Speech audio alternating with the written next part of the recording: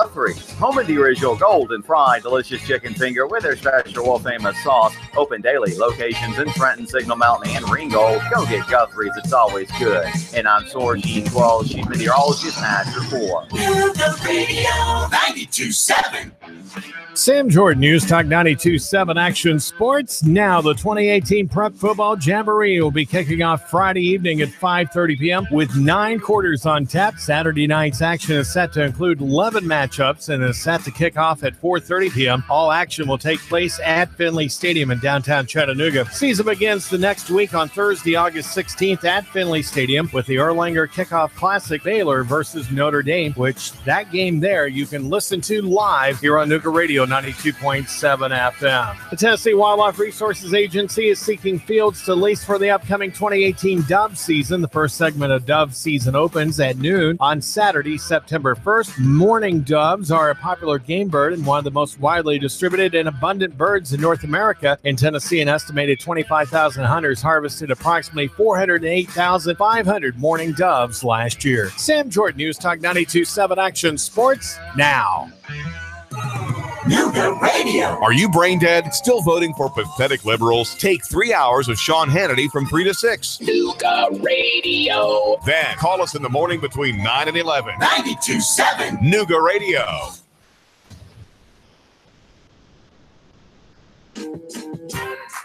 Good morning, my fellow Chattanoogans. It's a beautiful day in the city of Chattanooga. I missed you guys on yesterday, but I'm back and I'm on fire. We're going to have a great topic today.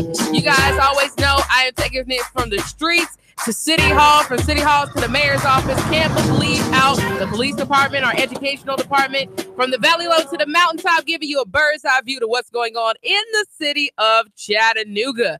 And today's topic is going to be an amazing one. As always, I'm streaming live on Facebook. I'm streaming live on YouTube. I'm on my personal Facebook. You can find me at Nuga Radio 92.7 on Facebook, or you can always call in at 800-8949 if you want to chop it up with me, talk to me, give me your comments or concerns about what we're talking about. But today we're going to talk about, is America a modern caste system? And how, based on our classifications or our allotments to whatever particular class that we were born into, does that push us towards failure or success? And how does one break a caste system? Okay. Now, you guys, some of you guys out there listening may not have heard caste in such a long time. These are things, some of the things I talk about, you probably haven't talked about or heard about since you were like in like middle school or high school, maybe college, depending on what your degree was. But we're talking about a caste system. Now, before I get into that, I want to start off today's show with a quote from one of the most powerful African-American ancestors that ever walked the face of the earth. It says that this struggle may be a moral one, or it may be a physical one. It may be both moral and physical, but it must be a struggle. Power concedes nothing without a demand. It never did, and it never will. Find out just what any people will quietly submit to, and you have found out the exact measure of injustice and wrong which will be imposed upon them. And these will continue till they are resisted either with words or blows or both. And those are the words spoken by one of the greatest African-American men to ever live, Mr. Frederick Douglass. Power concedes nothing. It never did, and it never will, without demands, without a demand. And the demand should be that we break the current system that we have, because it is not sufficient. I don't know how many people out there look at Federal Reserve data, look at generational wealth data, because a lot of us have been groomed or have been conditioned to think that success is based on what you make, your income. Wrong. Success for your family, and especially when we talk about generations, it's based on wealth. It's not income. There are two totally different things. What you make does not automatically determine what you pass on, right? Because I know plenty of people who went to college and they make decent money, but they got so much student loans, they don't have anything to pass on to their children. They don't have any way of setting up the next level of generational wealth for their family. All right. So we're asking the question, is America the modern caste system? But in order to talk about a caste system, maybe for those who may not know, or it's been so long since you heard it, what is a caste system? And again, if you want to chop it up with me, 800-8949. 800-8949. Caste system is based out of originally in India, which had social groupings locally known as Varnas. And it goes back to, you're talking about the first millennium. This is a system. When we look at caste internationally, it's a system that's thousands of years old. And so it has four distinct social classes: the Brahmins, the Kshatriyas, the Vaishyas, and the Shudras. And so either you were like priest, teacher, scholar, right? The next level, you are artisan, farmer, trader. Okay. If you're at the bottom, you're next to the bottom, you're a service provider or just the working poor. And then if you're totally at the bottom, you're just a broke person. You don't have nothing. Now, what will I say is an American class system? Because a caste system, I say we have a caste system. We have the elite. Now, if we would look at this, it's like a pyramid. The elite. We have upper class right below the elite. We have, or at least we used to have, now it's rapidly disappearing, a middle class. What's left of it? Okay. A lower middle class, which is working class. And then below that, we have the unemployed. People with no jobs, the homeless. America does have a caste system. Now, our caste system that we have here is not thousands of years old. So it hasn't been put into practice over thousands of years. But make no mistake that we are divided even in this free country, the supposedly most democratic, freest country in America. We are separated and divided into classification. Right? And one should ask, what is the purpose of a caste?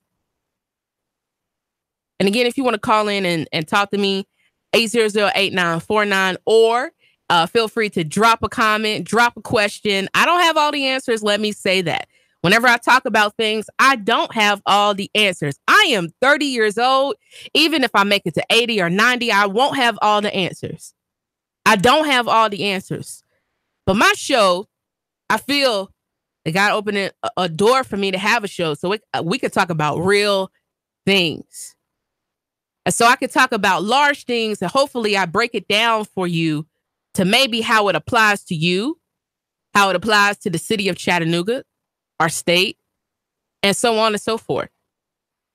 I don't have all the answers, folks, but I hope that every time you hear me on the radio, hopefully we can have a dialogue. Now, in order for you to talk to me, you can't be a fool.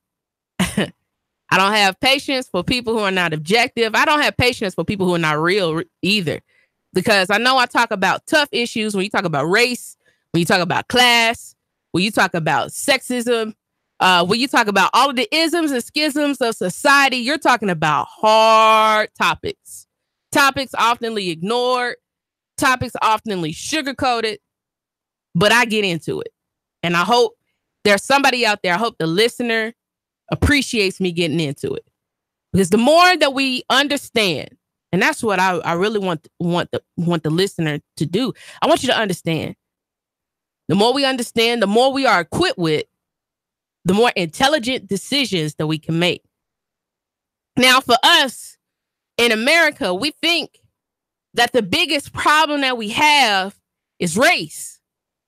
And I'm going to have to do a show, and I promise I'm going to do a show very, very soon, solely dedicated to race. What is race? How was race created? Why is race not really a problem, but pushed and marketed and sold to us as an issue, a problem? I don't think race is a problem.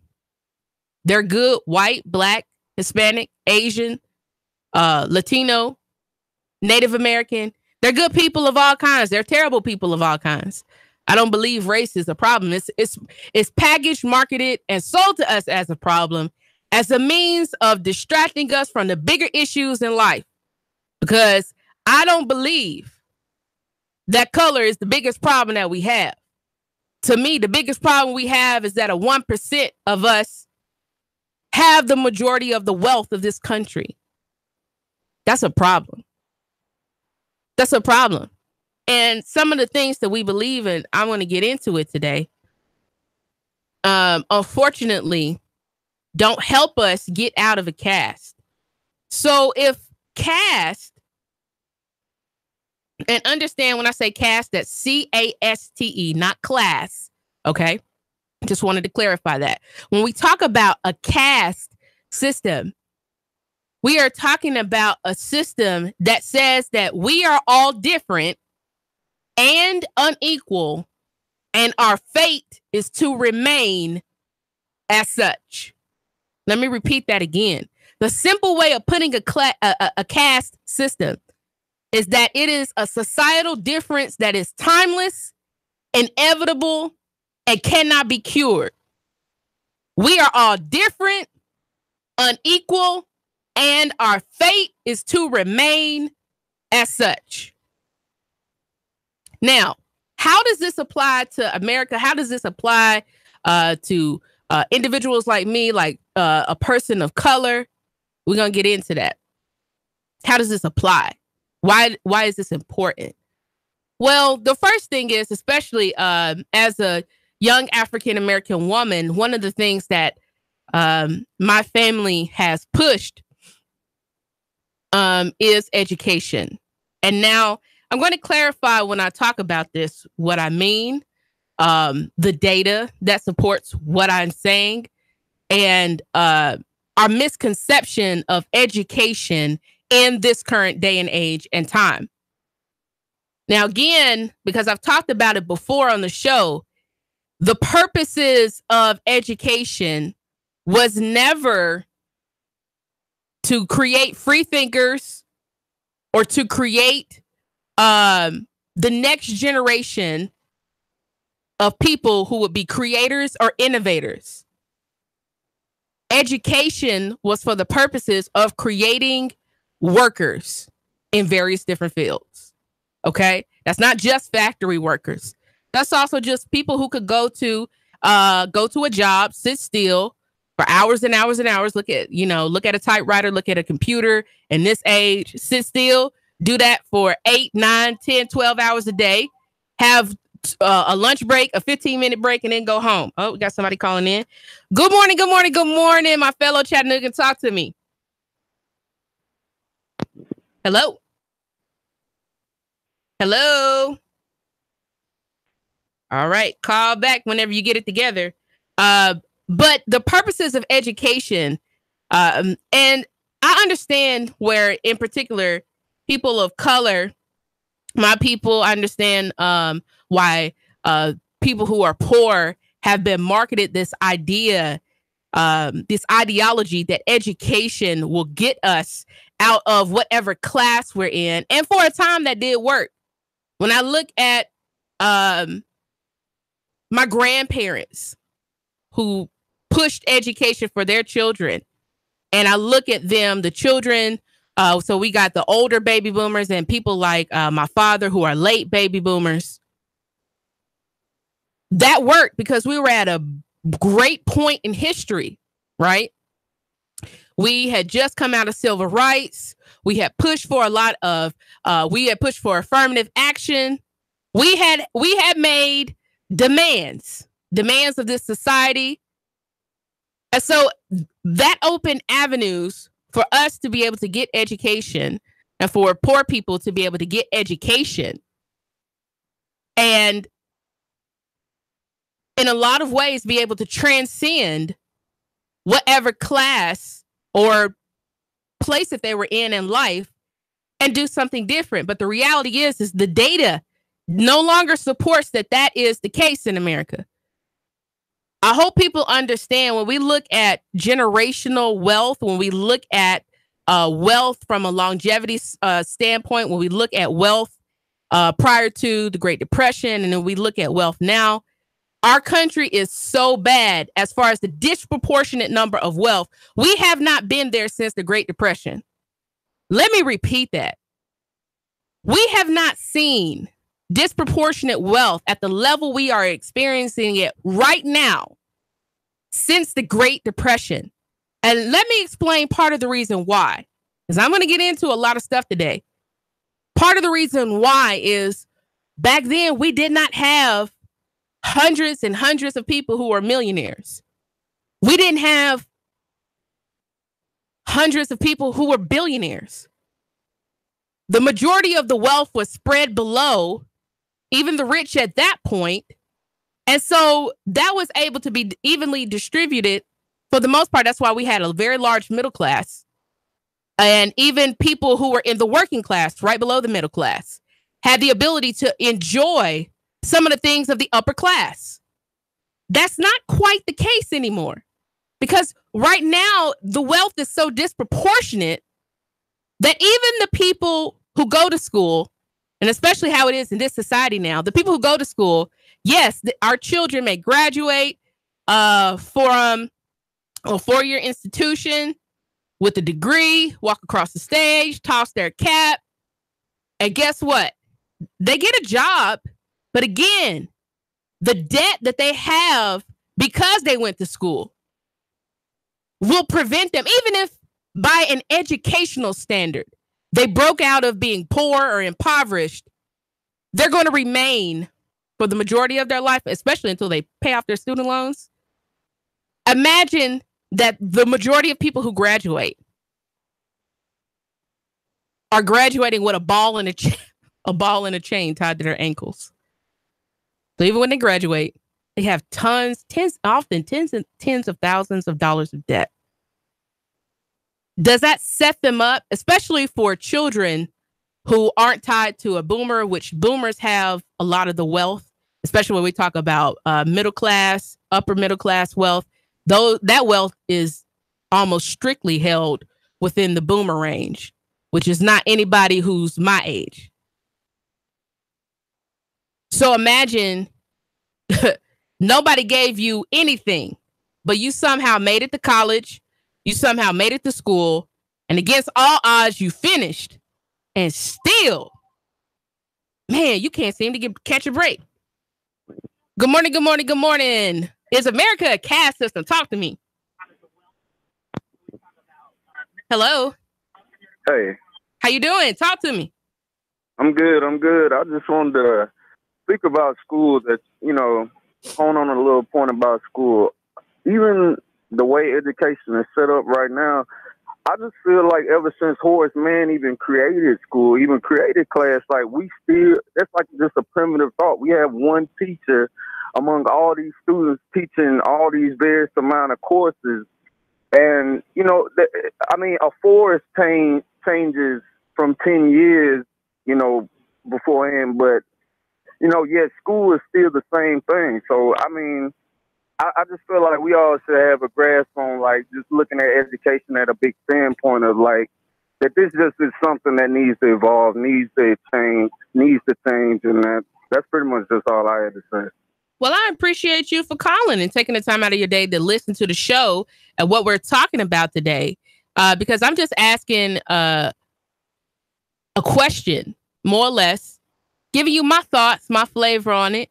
Again, I don't have all of the answers, but I firmly believe that the marginalized experiences that, in particular, people of color have in America, often we are just marketed that is based on race, and that's ridiculous.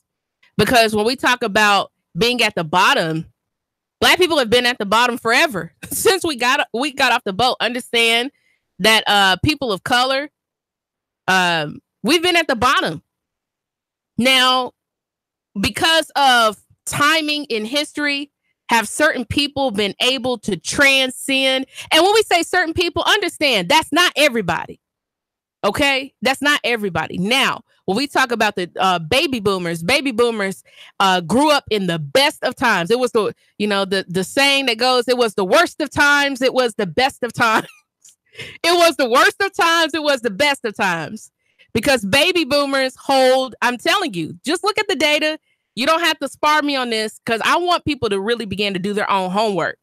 Okay, I wish I had a way of like bringing this information up to where you guys could see it while I'm talking to you. But the data is out there. If you want to find out the data, I encourage you to look at Esquire attorney Antonio Moore, who worked with Sandy Darity and several other Nobel laureate winning economists to go over the information on the racial wealth gap, which has created a caste system in America, which does not just affect Black people, but also our Latino brothers and sisters, as well as poor whites. Okay. And so understand, and I'm going to take this call and I'm going to hold it for a second. In order for you to break the bottom 90%, where the majority of us are at, you have to have at least $1 million worth of wealth. Good morning, good morning, good morning. Talk to me this morning. Is America a caste system? Where the majority of us are at, you have to have at least $1 million. Hello. Hey. How you doing? Good. You might want to turn the background volume down a little bit because I can hear myself. Hey, I'm sorry. Yeah, I was sorry. I was just calling in. I was listening to your segment and everything, and I just want to, agree with everything that you're saying about just how there is a huge gap, with the Blacks and the racial division. And I also want to add that, a lot of it's due to misinformation that we have received as Black people, and continues to be passed down from public school systems. Like today, a lot of kids are starting back school today. I see a lot of kids, with their uniforms on starting back. And when I see kids actually starting back, I actually just make me think of how much of the information they're about to receive.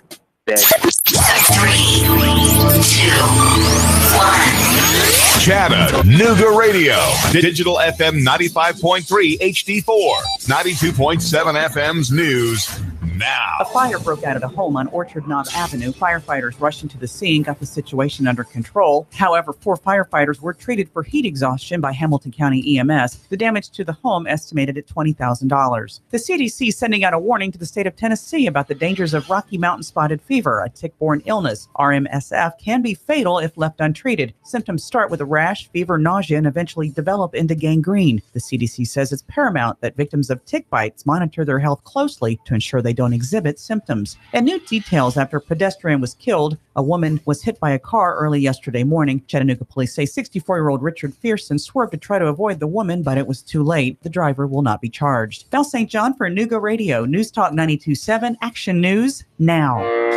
I live, work, and play in Chattanooga, the scenic city. But when it comes to my next car, truck, or SUV, I'm Alabama bound. Fort Payne, Alabama, and Landers McClarty Ford.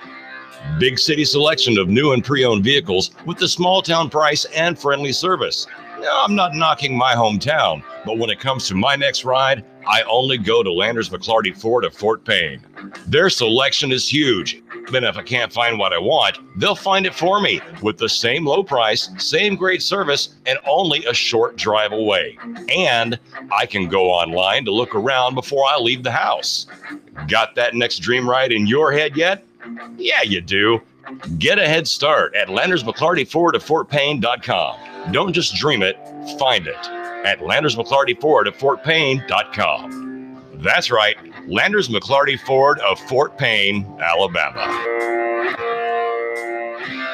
Nuga Radio. Roar into Talladega. Hello? Who am I speaking with? Eric. You're our winner. Really? You'll receive tickets for all 3 races between the Camping World Truck Series, Xfinity Series, and the Monster Energy Cup races. Holy cow. In addition, you'll receive a 2-night stay at the Microtel Hotel and restaurant accommodations at 2 area restaurants. Nuga Radio. Roar into Talladega. Nuga Radio. 92.7. Your NASCAR racing station. Nuga Radio 92.7 FM. Nuga Radio. 92.7. I got my business up and running and it's already expanding. I got lucky. Lucky because I found Signal Voice and Data. Signal Voice and Data can incorporate all of my business information sharing and communications seamlessly, keep my costs down, and let me work more productively with endless connectivity no matter where I might be. That's called working smart, not hard. Go to signalvoicetn.com and bring the future of communication to your business today. signalvoicetn.com. Your home is a constant work in progress. Repaint the walls? Yeah, easy enough. Leaky faucet? There's a video for that. But roof repair? You might want some help. That's where Chattanooga roofing contractors come in. They have 3 generations of roofing excellence you can count on. Leave the ladder in the garage. Go to chatroofing.com. That's chatroofing.com for Chattanooga Roofing Contractors, a roofing company you can trust. Hey, Karen, you need me for that 1 o'clock? Yes, Cheese, please. Karen, did you get the quarterlies done? Yep, they're filed in the cabinet. Karen, can you describe the initiatives to the new hire? Thanks. Oh, sure. Full-bodied, some floral notes, maybe a hint of dark chocolate. Am I in the right department? Got wine on the mind? Come unwind at Virgola. Italian wine, oysters, caviar, cheeses, and more. Perfect after work or a romantic date night. Virgola Italian Wine Bar, 608 Georgia Avenue. Man, you sure you know what you're doing? Yeah, I worked with my dad on his truck all the time. Just one more bolt to go. Yeah, wrong bolt. Today's truck ain't your daddy's truck. For repairs on today's vehicles, you need Amco Transmission and Total Car Care of Chattanooga on Lee Highway. Stay on the road, not in the garage. Amco Transmission on Lee Highway. Get it done the right way. The Thompson Pet way. Yeah, I just put that anywhere. Now, Rick wants you to buy on U.S. Gold American coins. Are you tired of making 1% on your investments with the banks? Even 2 or 3% at best? Now, Rick wants you to buy on U.S. Gold American coins. Rick Davis Gold and Diamonds. Brainerd Road. Chattanooga weather. It's that hot and humid weather out there for your afternoon. Highs into the upper 80s, but scattered showers and storms will march in from the west. A few of these could be locally strong tonight. Any showers diminishing, low 70 to 72. For Thursday and Friday, unsettled with scattered showers and thunder showers and highs closer to 85. For lunch or dinner, come to Guthrie's. Home of the original golden fried delicious chicken finger with their special world famous sauce. Open daily. Locations in Trenton, Signal Mountain, and Ringgold. Go get Guthrie's. It's always good. And I'm Soar Sheet 12, Chief Meteorologist at your 4. Nuga Radio 92.7.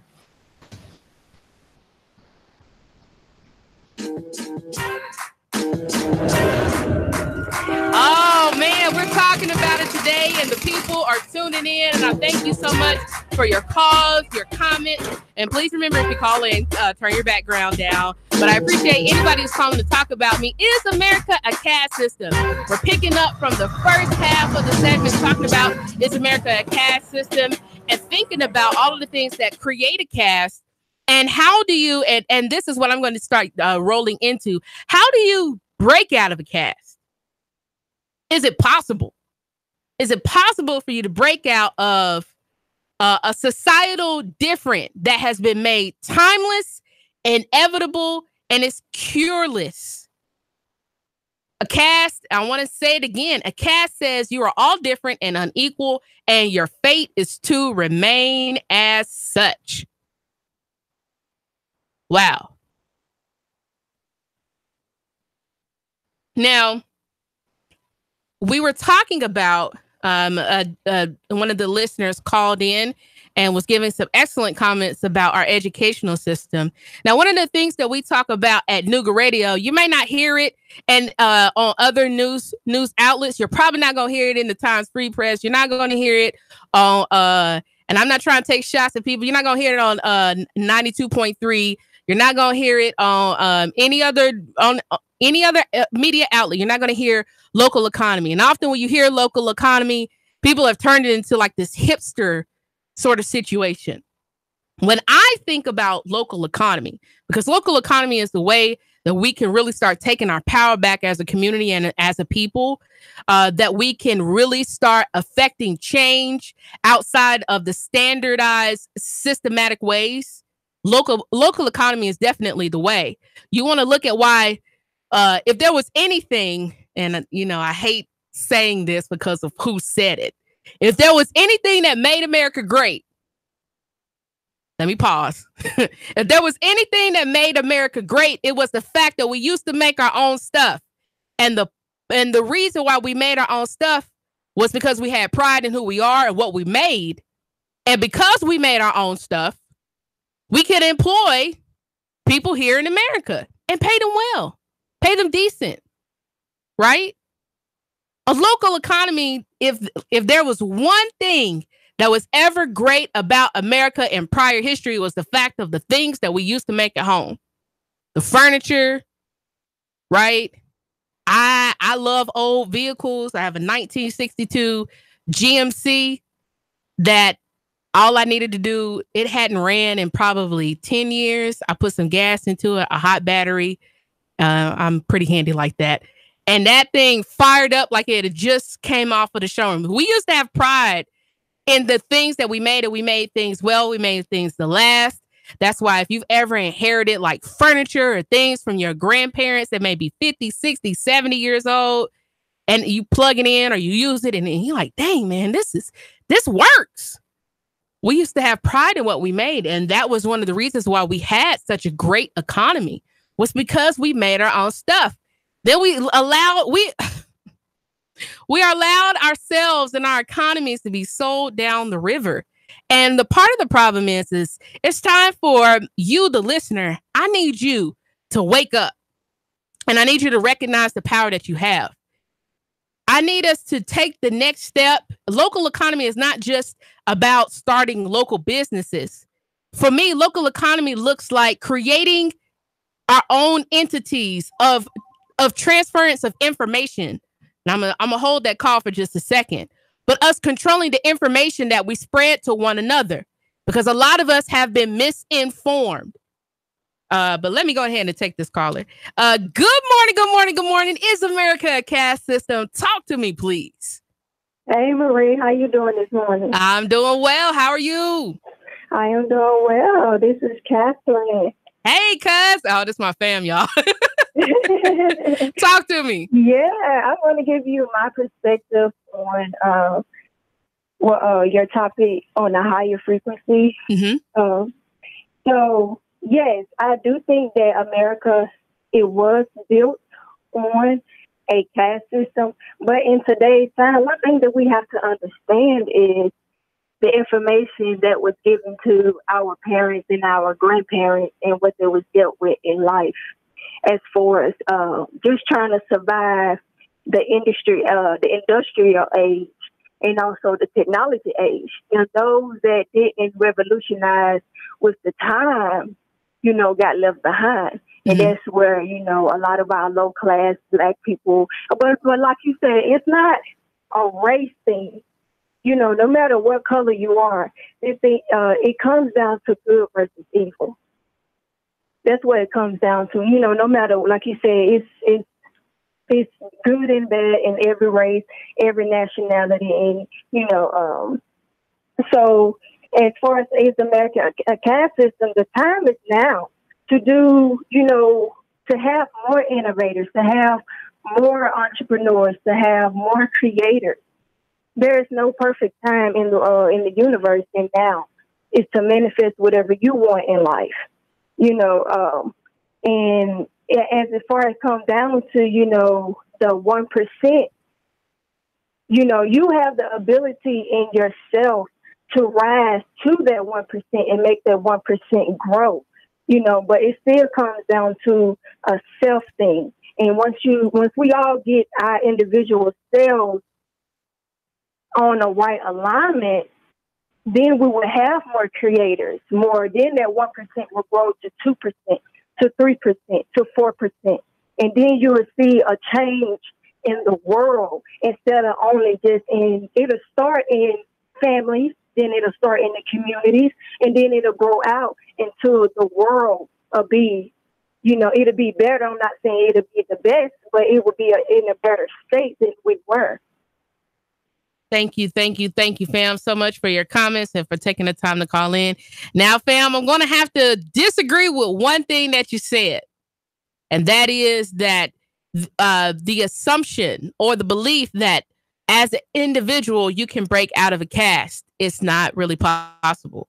Now, and understand how the majority of people were able, especially in this time, to break out of caste. It's either by celebrity or by sports, especially when we're talking about African American people.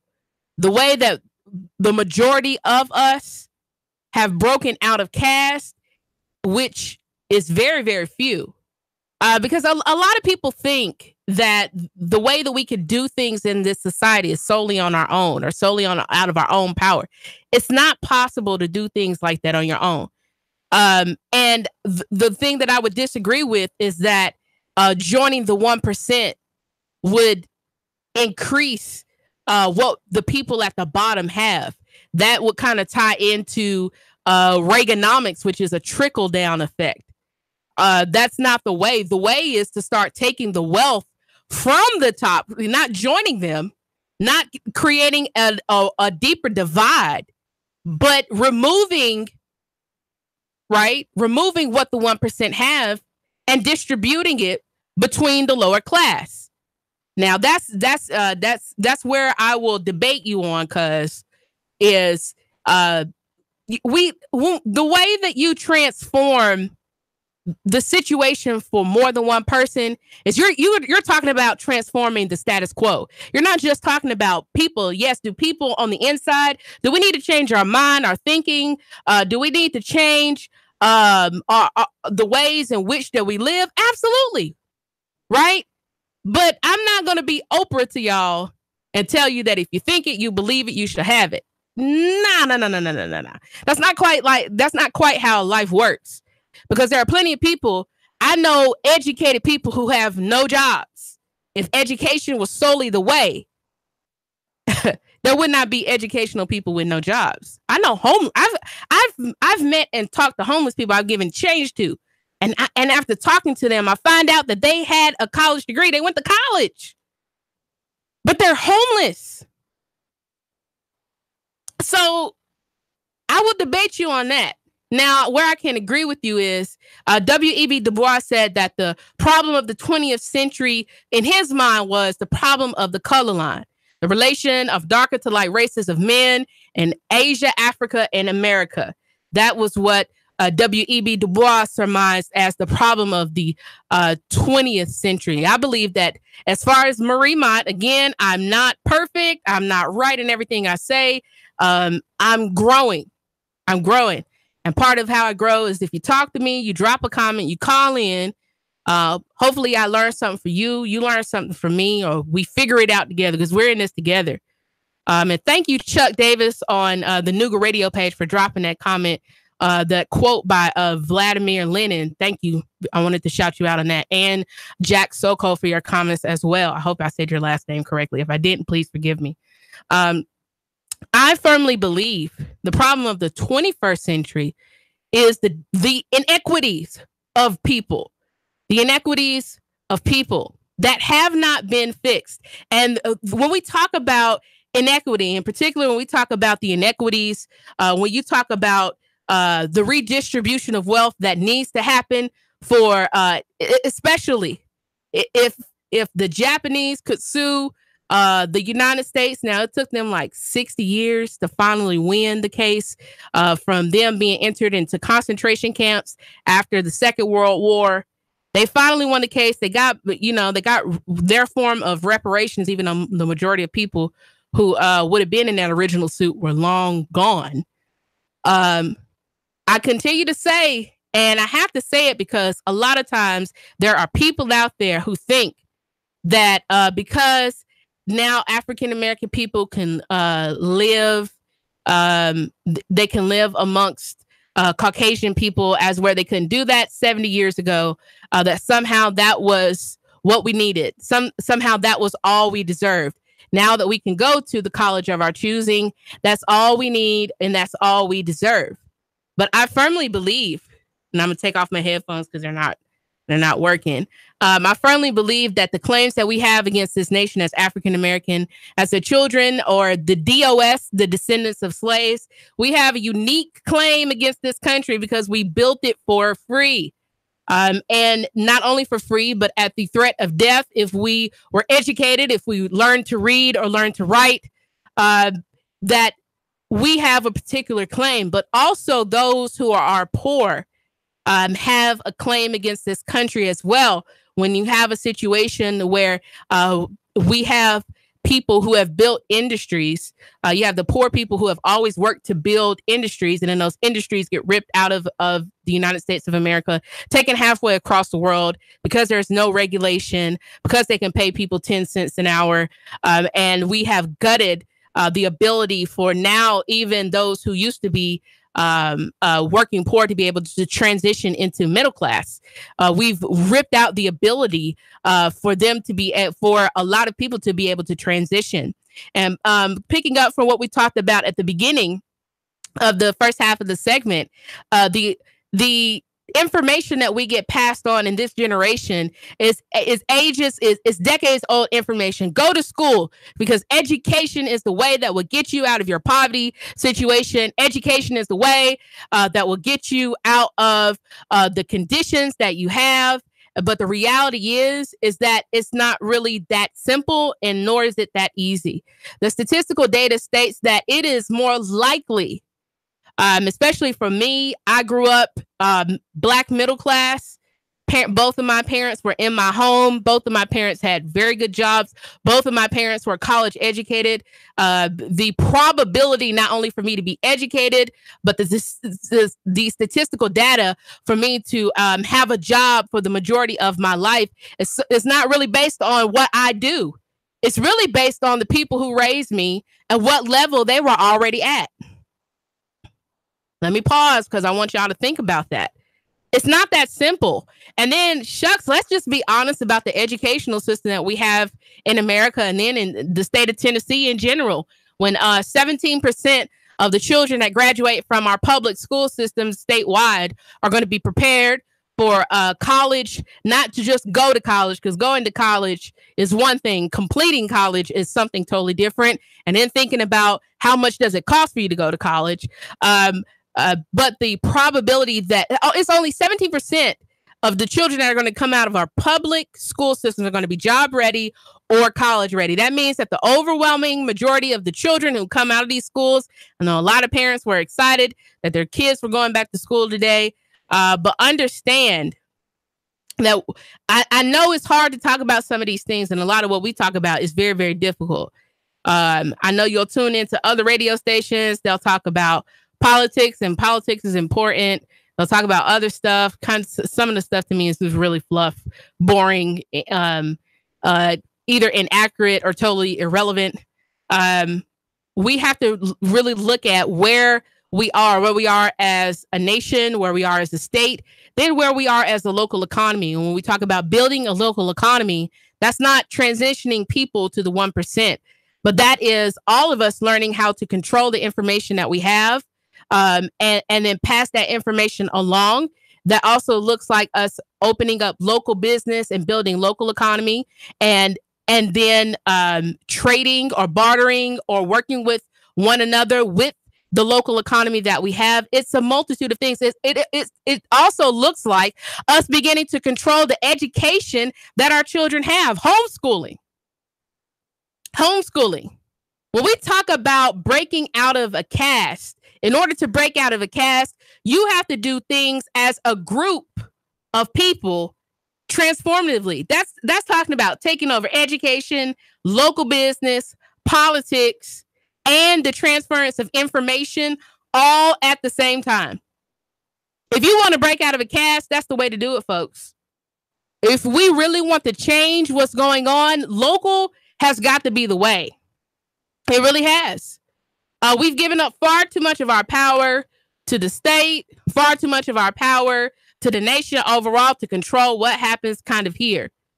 With the exception of, do we fill in potholes, or are we going to get that new easement? Are we going to paint the tunnel, or are we going to actually fix it? We've given up far too much of our power. And if what we're doing works, then I applaud you. If it worked for you, if you have the generational wealth to be able to pass on to your children, I applaud you. I applaud you if you alone were able to break out of caste in my generation. But I'm not seeing that. The data does not support that African Americans overall are successful.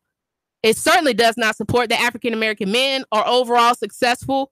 From a generational wealth standpoint, we have a large amount of educated African American men, but they are still struggling from an economic standpoint in this current economy. Shucks, 1 in 5 Black men in 2016 didn't even work. Folks, we got to look at what's happened to our economy. We have to look at what's happened to our nation. The problems that we have is because we've continued to allow concessions to be made and to be we traded our loaves of bread for crumbs. I firmly believe that. America is a caste system, and you can't break out of caste by solely you being like you're the one. You know, even for a lot of the poor whites, Latinos, and African Americans who do transition into being wealthy in their families, they're usually the only one out of 4 or 5 sisters, out of all the grandma's children. It's one who's wildly successful, if not all of them. So the way to do that is the local economy. We need to control our own information. I firmly believe that. It needs to be more people who are on the airwaves, more people who have podcasts, more people who are just digging in to the real information, not what is this celebrity doing, what they got on, what they wearing, who, what prince married who, like all of this stuff that really does not matter, does not impact us, has no way of helping us. We also have to take our children's education into our own hands, folks. I'm just saying, if the data says that 17% of the children who are going to come out of the Tennessee State public educational system are going to go to college or be job ready, that means that the overwhelming majority of the children, and it could be your child that's going to come out of this public school system, if they go to college, they may not finish. And with how we're seeing our jobs, our job system kind of change. Shucks, barely having a high school diploma is not enough. We have to start looking at how we are going to build up a local economy to be able to compete. Man, I watched, and we're getting ready to wrap up, but I watched a clip on Facebook where Jeff Bezos, we often champion the rich, but we don't understand what they do to us. Jeff Bezos is investing in fixing his 5th home. Meanwhile, his factory workers, the people who work to make Amazon the company that it is, are sleeping in their cars. Folks, we got to take a hard look at where we are. America, to me, is a caste system. And the only way to break out of caste, in my opinion, I may not be right about this, but in my opinion, the way to break out of caste is by bolstering up a local economy. I thank you guys so much for taking your time to listen to the show today, for commenting, for calling in. I love you guys. Have a beautiful day. And as always, if no one has taken the time to tell you that they love you, I love you. There's nothing you can do about that. 3, 2, 1. Chattanooga Radio. Digital FM 95.3 HD4. 92.7 FM's news. now. A fire broke out at a home on Orchard Knob Avenue. Firefighters rushed into the scene, got the situation under control. However, 4 firefighters were treated for heat exhaustion by Hamilton County EMS. The damage to the home estimated at $20,000. The CDC sending out a warning to the state of Tennessee about the dangers of Rocky Mountain spotted fever, a tick-borne illness. RMSF can be fatal if left untreated. Symptoms start with a rash, fever, nausea, and eventually develop into gangrene. The CDC says it's paramount that victims of tick bites monitor their health closely to ensure they don't exhibit symptoms. And new details after a pedestrian was killed. A woman was hit by a car early yesterday morning. Chattanooga police say 64-year-old Richard Fearson swerved to try to avoid the woman, but it was too late.